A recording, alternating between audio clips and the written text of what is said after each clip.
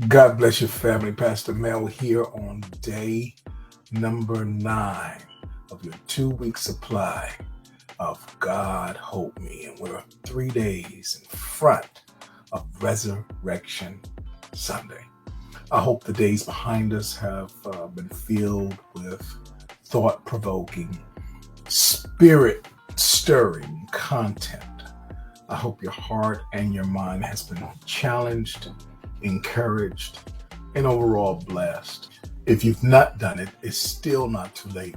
Text the word HOPE to 210-864-8780, and the messages will be sent to your email and to your cell phone.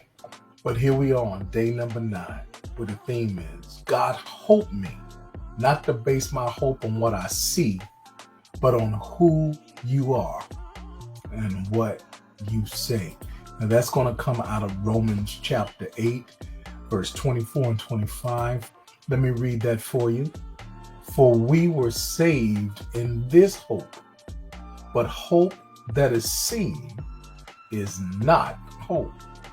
For why does one still hope for what he sees?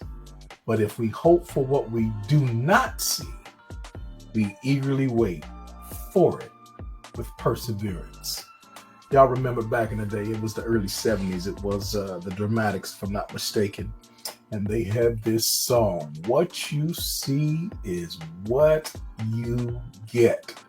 The brother was making his best appeal that woman had her hands on something, that he was the real deal Holyfield. Well, male or female, we all present ourselves that way, especially when we're trying to go after something. Ladies, don't go brand new on me. Come on. Y'all do the same thing. Brothers do the same thing. You know, it's like that job application you're putting in, you write that resume and you put all the most wonderful things inside of that, that application on top of that resume. You want to make it look good. You want to make your big impression. You want to make a big impact. You want to get in the door.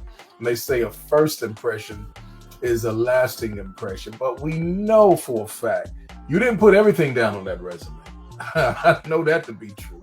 Because you know that if you would have put everything, if you would have told the whole truth and nothing but the truth, so help you God, you never would have got that job. Come on, talk back to me if you understand what I'm saying. So we often put the right things in to move us forward, but we leave the stuff out. Some of the bad and some of the ugly. That's in relationships. That's in employment. Come on now. Even on the honeymoon and things of that sort. Everything was so wonderful and so beautiful. But come on, 3 weeks later, then you saw something else and you said, oh my God, this is life, y'all. We don't always get what we thought we saw. There's an expression, seeing is believing. Well, that's far from the truth, because sometimes what we think we see, we really don't see at all. We only want to see it, and we see what we tend to want to see in some cases. And if you're looking for something hard enough, and if you want it bad enough, you can see it in different places. Sometimes it's almost an optical illusion, if you will. That's true in relationships. That's just true in life. So you got to be careful being led by sight. You got to be careful when you're not walking in faith and when you're not walking in hope. Sometimes you think you see a thing and it's not there. And sometimes you think that you didn't see it, that what you're looking for and what you need is not present. And it could very well be right in front of your face. Come on now. Sometimes the thing that we need and the thing that God is going to move so mightily through is right in front of our faces. Sometimes it's right in our homes, right in our household. Sometimes, come on, Moses, sometimes it's right in your hand. What's that in your hand that God has given you? And you're looking for this, you're looking for that. You're asking God to deliver. You're asking God to make a way.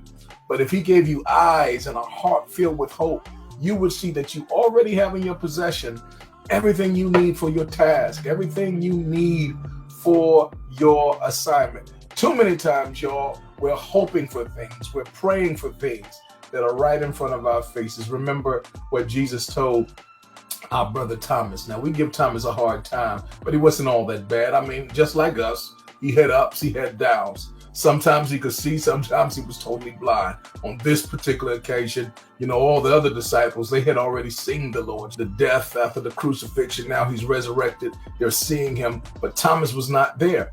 And he said, he said, I refuse to believe unless I touch him myself. And the Lord told him that you're blessed because you're able to believe now. You're touching me.